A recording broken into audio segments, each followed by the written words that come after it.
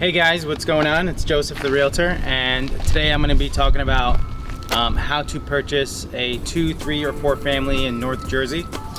There are a lot of YouTube videos out there, but I don't think anybody's making videos on how to invest in North Jersey or New Jersey specifically. So today I'm going to show you guys one of my projects. It's a 2-family in Bloomfield, and we're just going to walk through the entire house. I'm going to tell you what to look for in a 2-family house. And we're gonna go from there. And then if you guys have questions, you can write in the comments or message me directly. This is a 2-family in Bloomfield, and the reason why I advise my clients to purchase it is because it's a good deal. It needs a little bit of love, but at the end of the day, if you put 100 grand into this house, it's worth 100 grand more than your combined, expenses total. So I'm gonna go through every floor. I'm gonna tell you the pros and cons of the house. I'm going to tell you what you as a homeowner, whether you're going to be living in a 2-family house or you're going to be renting it out as an investment, what you should look for and things to be wary of when you're purchasing, especially in North Jersey. Biggest thing for me in a house like this is the foundation. You always start with the foundation. Is it a cinder block foundation? Is it pre-1900? Is it brick? Is it poured concrete? This one happens to be stone. It's a solid stone foundation, which tends to be twice as thick as a regular foundation. So I'm gonna let you guys pan out and show you guys the front of the house. It has a front porch, which is very charming. Obviously it's a 2-family on top of each other, which is a nice setup. Duplexes are also really nice, but hard to find. So this one happens to be 2 over 2, and then there's a bonus area in the attic. It is on a busy road, which is okay for a multi-family house. I'm actually going to make another video about what to look for in a single family house, and it talks about not buying a single family house on a double solid line. With a multi-family investment, it actually is okay because there's a bus stop right over there and there's a bus stop right over there. So for tenants, that's actually what they look for, because at the end of the day, a tenant's going to rent this, they're not going to buy it. And you as a homeowner, if you're buying it to live in it, at the end of the day, it's still an investment. So follow me.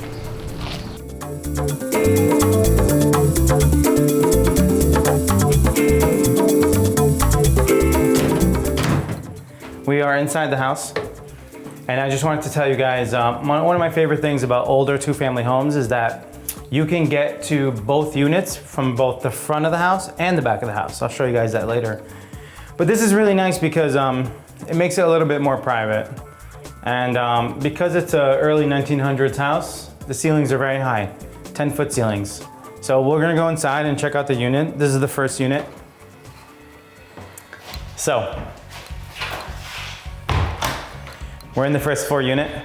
Right off the bat, lots of natural light, big windows, 10-foot ceilings. This is what tenants look for.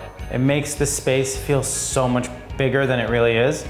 And it's not a small space. However, the 10-foot ceilings, the natural light, it really adds value to the unit, which a lot of people look for. Most homes are like 6-foot, 7-foot, 8-foot ceilings.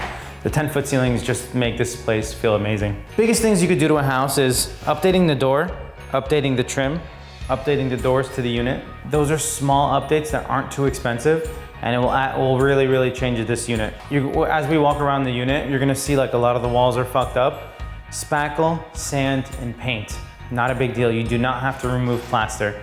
The biggest thing is with plaster is you have to make sure the electrical behind it's okay. And you can do that with outlets and breakers. This type of trim is a little bit more of a modern trim, and it's gonna really make this space pop. The windows were new already. They're about 5 years old, which is not original. My investor saved a little bit of money there, which is nice. He doesn't have to spend too much. So let's walk into the kitchen and I'll show you guys some ideas we had for this specific space. This is an eat-in kitchen. A lot of people look for that. Just so you guys know, there are certain things you really, really want with an investment property, especially in the kitchen.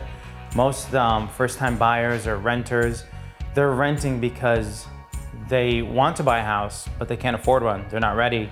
They're renting for now, saving up. However, if you want top dollar rent, you want to give them a nice kitchen. You want to give them the ability to cook a nice meal, make it feel like they're a single family home. So you want to put a dishwasher, you want to put a nice fridge, you want to have a decent stove in there, you want to have the appliances match, you want a big sink. There's already a window in this kitchen, even though it's broken. Not a big fix. I actually have a guy that will just change this one piece instead of swapping out the whole window.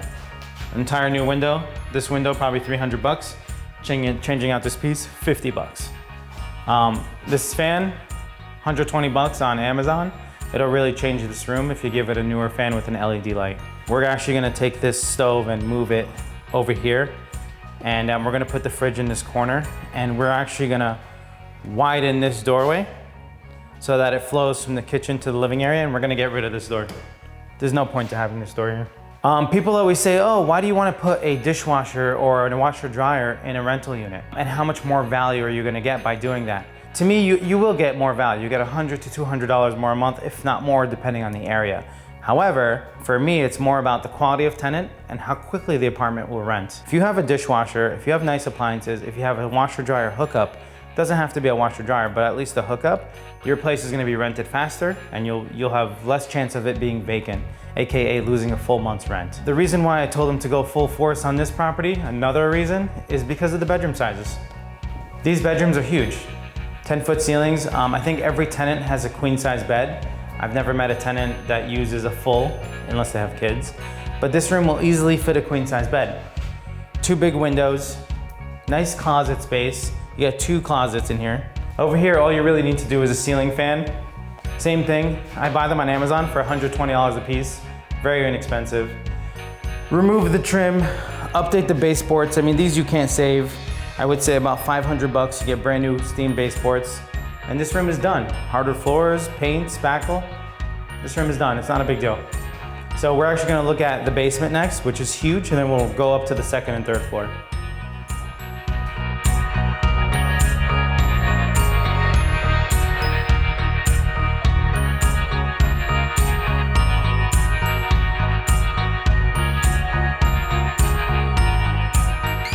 Hello. So, this is the back of the house. This is what I was talking about. You can kind of get to both units and the basement from the back of the house. So this allows tenants to go, if the breaker goes out, for PSE&G, they don't have to bother the tenants to access. If you want to change the boiler, the furnace, you can check up on your house without bothering your tenants. It's great. We're gonna dive into the basement because I feel like most realtors, even realtors who have been doing this for 30 plus years, overlook the most important parts of the house. They kind of just walk in and talk about how pretty the kitchen is or how nice the bedroom size is. The things that matter, you know, the furnace, the hot water heater, the electrical in the house, the sill plate, the basement foundation, all that stuff that's a big chunk of your initial cost when you own a house, everyone overlooks. And it's part of the reason I got my home inspection certification, because I tend to know more than the average realtor about those things. Whether you're selling a house, I can come to your house, give you an estimate on the value, but also tell you what would come up during a home inspection. Or if you're buying a house, I can kind of tell you, hey, are you buying a ship box? Are you buying a house that actually has good bones, that just needs cosmetic updates? So we're gonna dive right into the basement, and I'm gonna show you guys what to look out for. And this applies to both single families and multifamilies, and how much it's gonna cost to change certain things. So let's go check it out.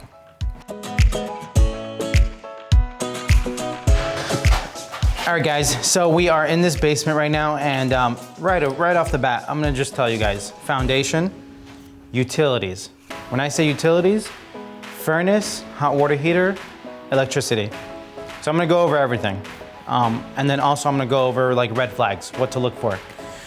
So, foundation. This is a stone foundation. Because it's an early 1900s house, it's a stone foundation. It's either stone or brick. Brick is really good. The problem is you have to maintain it and keep it mortared and make sure it's solid. Stone, it's a little less maintenance and it's huge. This foundation is like twice the thickness of a cinder block foundation right now. My favorite year homes were built between 1950 to 2000 because building was cheaper and they built quality. Most new constructions are cinder block, very flimsy, sheetrock insulation, it's almost nothing. These homes are solid. This is a very solid house, and the stone foundation is what sold me. The plumbing was redone, which is huge. A lot of times in multifamily homes, you have cast iron plumbing, and nobody ever talks about this, but realistically, to change a water main, a waistline, for example, $1,500 to $3,500 bucks, and that usually needs to be done right away. So nobody ever talks about that, but it comes up during the home inspection. Basement windows should be changed. These were changed. I would have made them a little bit bigger, or I would have just closed them off. But they were changed, which is a huge bonus. The electricity, there are 3 panels. The reason for that is because in New Jersey, you actually cannot charge a tenant for the electricity of the basement, the hallways, and the exterior lights. So that has to be on a separate panel. A lot of people don't know that. So this is the panel for the first floor unit and the second floor unit. They're about 100 amps each, which is more than enough with a rental unit, especially if there is no central air. So you got 100 amps, and the house panel is 60 amps, which is more than enough. The house panel will control basically everything in the basement, the interior hallways, and the exterior motion sensor lights. The furnace is extremely old and it's done. In this particular situation, and there's only one, but when you're buying a 2-family house, you really want to have the heat separate. You don't want to pay for the tenant's heat. You want to have the hot water separate. You don't want to pay for the tenant's hot water. In this house, the only thing that's separate is the electricity. A new furnace like this, you're looking at about $6,000 each. Hot water heaters, nice ones, are $1,000 each installed. So separating the heat in a house like this costs $6,000, but I would say adds anywhere between $20,000 to $40,000 in value. From an appraiser standpoint, from over the years perspective as to what you'd pay for heat, et cetera, et cetera. What to look for in a house as far as red flags, the support beams on the house, what they're supported by, and the sill plate. The sill plate is what's between the foundation and the actual framing of the house. Sill plate is very important because it helps support everything. This sill plate looks fine. A lot of times the sill plate is damaged by termites. You can test it by sticking your keys inside to see if your key will go all the way through. If it goes all the way through, obviously it's infested with termites, whether it's active or not, you need to replace it. In North Jersey, it happens a lot. A lot of first-time buyers get scared when they see termite infestation or termite damage. It is on the responsibility of the seller. You cannot obtain a mortgage without a proper termite inspection, a past termite inspection, should I say. I want to talk about the support beam for the house. This beam goes right down the middle of the house. This is what supports, and when you go into a house and you see the floor sagging and all that stuff, it's because of this. You know, if this is old, eaten by termites, a lot of moisture, it tends to sag and break. A lot of times you'll have plumbers and electricians notch through this, which is horrible, but they'll cut right through it, or they'll cut a hole in it to get a pipe through, and that kind of destroys the integrity, the structural integrity of it. A lot of things to look out for is some people put sheetrock on top of it. Why do they do that? To cover up any damage that might be done to it. If you look over there, it's sheetrocked, but over here it's sheetrock too. You know, as an investor, pull this out, take a look at the beam, look on the bottom of the column. If the basement gets a lot of moisture, this bottom of the column will be rusted. A lot of sellers will scrape it and paint it so that it looks good. Sometimes rust goes through that paint and you can catch it. So if you walk into a basement and it's freshly painted, it's a huge red flag. All this basement needs is some new lighting to actually install a sump pump and separate the heat and hot water. Other than that, this is a solid basement and you have a beautiful 2-family investment. Let's check out the upstairs. All right guys, so second floor apartment, basically identical to the first floor apartment. Big living room, same size kitchen, 2 large bedrooms. I want to talk about the bathroom, and when you're buying a house like this, you really should renovate the bathroom. It is a little bit older.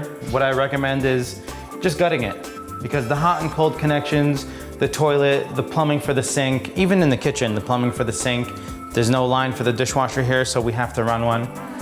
New plumbing and upgrading the hot and cold will save you guys phone calls from tenants, and will really, especially because we're on the second floor, really stop any issues, because a lot of times the sink tends to leak, the faucet, the bathroom tends to leak, and you don't want to renovate the first floor apartment and then have it leak and then come in, you have to fix that and do this. So just do it right from the beginning, change all these things. So that's a huge thing.